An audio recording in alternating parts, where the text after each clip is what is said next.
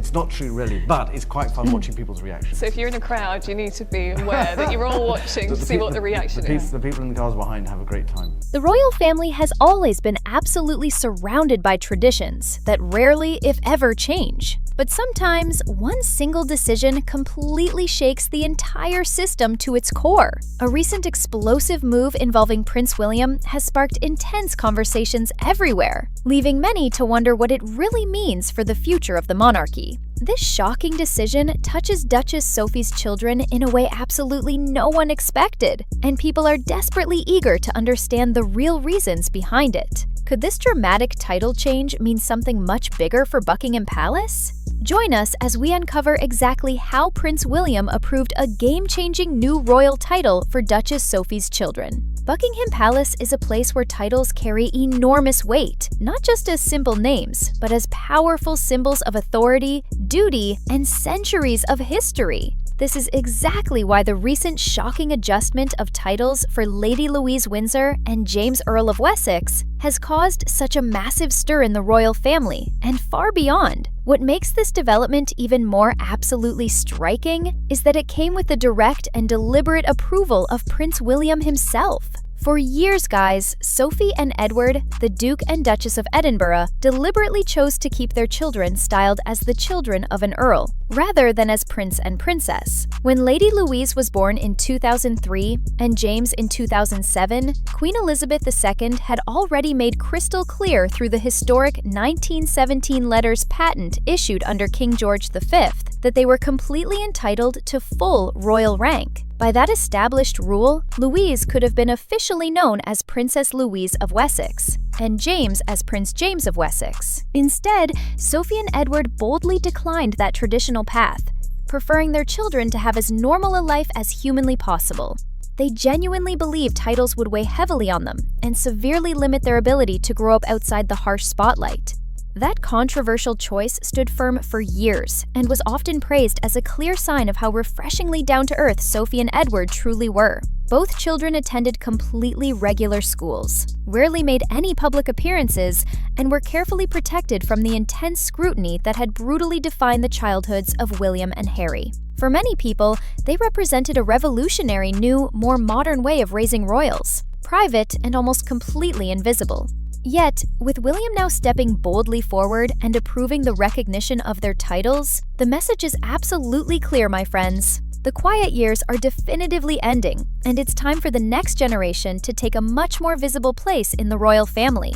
This is definitely not simply a matter of names changing on official documents. It shows a much larger, more strategic shift in royal strategy, one that carries William's distinctive imprint. As the Prince of Wales, William is actively preparing for a future where the monarchy must be significantly leaner, yet still maintain a strong sense of continuity and tradition. Recognizing Lady Louise and James more fully as prince and princess helps to ensure that the monarchy has young, capable figures who can share the enormous burden of public duty. With Harry and Meghan completely out of the fold and Andrew permanently sidelined, the number of active royals has dramatically thinned. William absolutely knows that fresh faces are desperately needed to carry the torch forward. If Edward and Sophie once thought they could keep their children safely in the background, William's decisive decision has turned that page forever. Lady Louise and James are no longer simply styled children of an earl. Their adjustment places them significantly closer to the roles their birthright promised, and much further into the public's watchful eye. It clearly shows William is not just passively following the footsteps of tradition, but actively shaping who will stand beside him in the crucial years to come. This also says volumes about William's relationship with his uncle and aunt. By approving this significant change, he signals deep respect for Edward and Sophie, recognizing the decades they have spent serving without any scandal whatsoever. The story of titles in the Windsor family absolutely cannot be told without speaking of the legendary Duke of Edinburgh. For more than 70 incredible years, that prestigious title was worn by Prince Philip, consort to Queen Elizabeth II, and one of the most recognizable figures of the modern monarchy. Philip masterfully shaped the role into something dynamic and incredibly influential. He was known for his razor-sharp wit, his unwavering loyalty to the Queen, and his remarkable ability to modernize parts of the royal household that had long resisted any change. The title of Duke of Edinburgh became completely inseparable from his powerful personality and his dedicated service.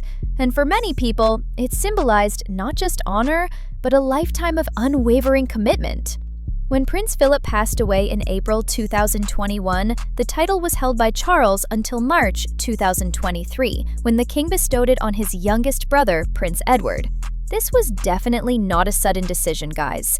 Queen Elizabeth had long promised Edward that he would one day inherit his father's prestigious title. Though the timing of the transfer was left to Charles, for Edward, becoming the Duke of Edinburgh was both a deeply personal honor and a confirmation of decades of faithful service.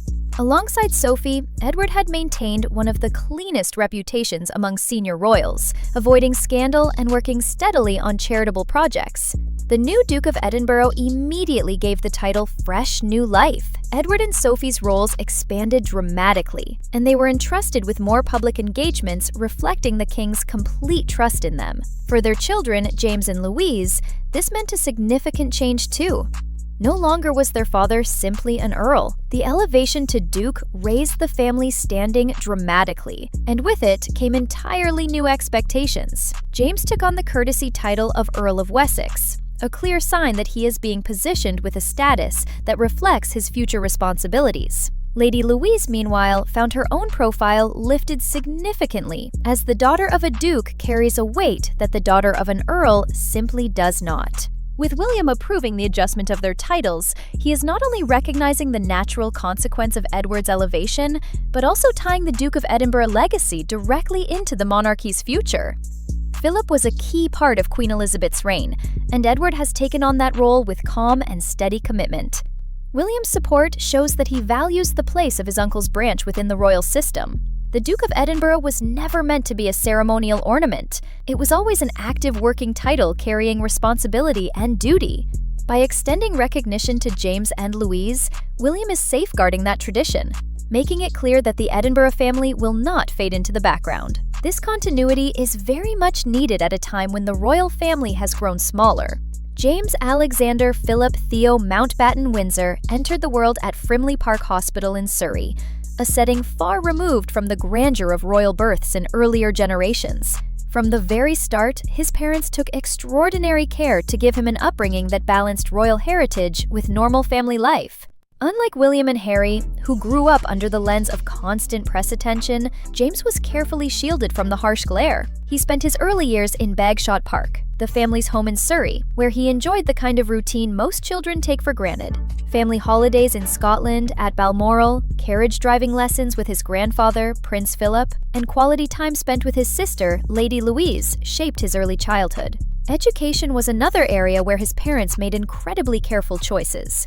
James attended Eagle House School in Berkshire, a preparatory school with a long history of producing confident, well-rounded students.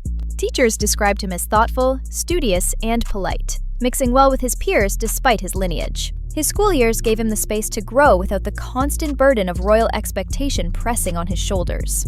Although largely absent from major public events during his early life, James began appearing more often as he grew older. One of the most memorable moments came during Queen Elizabeth II's funeral in September 2022, alongside Lady Louise. He helped lead the late Queen's beloved fell ponies Emma and Carlton Lima Emma as they followed the cortege. It was a simple role, but one that captured attention. Dressed in formal attire, James walked with composure well beyond his years, offering the nation a glimpse of how the youngest Windsor might carry himself in future duties. That moment, though understated, became a turning point. From the beginning, Lady Louise's parents also tried to give her a life outside the spotlight, raising her in Bagshot Park, away from the cameras. But over time, she has also stepped forward in ways that show she may not remain in the background much longer, my friends. With Prince William's approval for changes to her recognition, her future as a working royal has started to take a much sharper shape. One of the most talked about choices Louise made was her decision to attend the University of St. Andrews in Scotland. This is the exact same university where Prince William met Catherine Middleton 2 decades earlier. For many people, the connection was impossible to miss. St. Andrews carries a strong royal association, and Louise's presence there created immediate comparisons. Yet unlike William, Louise has not been the focus of constant media attention. Instead, she has been able to settle into her studies with little fuss. Beyond her studies, Louise has always been known for her incredibly close bond with her late grandfather, Prince Philip. Their shared passion was carriage driving, a sport Philip introduced to her when she was young. While many royal children lean toward mainstream sports, Louise chose to continue this family tradition. Over the years, she competed in carriage driving competitions, showing skill and dedication. At the Royal Windsor Horse Show, she has often been seen at the reins, driving with the same determination that Philip displayed for decades. Her service-minded choices extend far beyond the carriage track. In a move that surprised many people, Louise joined the University Officer Training Corps. The program allows students to train and take part in military-style exercises while completing their degrees. For a member of the royal family, it shows commitment to service and discipline. At a time when the monarchy is under pressure to appear modern and relevant, her involvement in the OTC adds significant weight to her profile. Sophie, Duchess of Edinburgh, did not follow the same path as many others in the House of Windsor. Before her marriage, Sophie Rhys-Jones was a career woman. She worked in public relations, building a professional life far from the royal stage. When she married Prince Edward in 1999, she entered a world that demanded loyalty, patience, and the ability to live under constant attention. The early years were not always easy, but Sophie found her place with time. Her strongest bond was with Queen Elizabeth II. Unlike some other in-laws who struggled to connect with the monarch, Sophie built a relationship that was genuinely personal. She spent countless weekends at Windsor with her husband and children. She shared meals, carriage rides, and private family time with the Queen. Palace staff often described her as a second daughter to the late monarch. It was a closeness that grew from trust, not duty. This relationship helped shape Sophie's public role significantly. The Queen valued her loyalty and her ability to serve without chasing attention. Sophie carried out engagements across the country, meeting charities, schools, and local groups. She also represented the crown abroad, often stepping into roles that required confidence. While other royals sometimes drew headlines for scandal or personal drama, Sophie's image was different. The recent decision by Prince William to approve changes to Louise and James' titles reflects on Sophie's journey as well. It cements Sophie's place in the monarchy's core. She is no longer seen simply as Edward's wife or as an in-law to the royal family. Her loyalty to the late Queen, her consistent public service, and her family's dignity have secured her position. William's recognition of her children is as much about her as it is about them. When Queen Elizabeth II passed away in September 2022, the moment marked the end of an era. She had reigned for 70 incredible years, the longest-serving monarch in British history. For most people alive, she had been the only queen they had ever known. Her presence anchored the monarchy, and her passing left a silence that was felt not just in Britain, but around the world. State broadcasters carried the news. Crowds gathered outside Buckingham Palace, and church bells rang across towns and cities. It was a day that changed the crown forever. The transition of power was immediate at Balmoral, where the Queen died. Her eldest son Charles became king. The announcement came swiftly. The Queen is dead, long live the King. 2 days later, Charles was formally proclaimed King Charles III at St. James's Palace in London. With that single change, the royal hierarchy shifted in every direction. Prince William, once Duke of Cambridge, became Prince of Wales, the heir apparent. Prince Edward, the Queen's youngest son, was later given the title long promised by his parents. For Edward's family, the impact of that transition was deeply personal. The transition of titles reshaped where they stood in the order of things.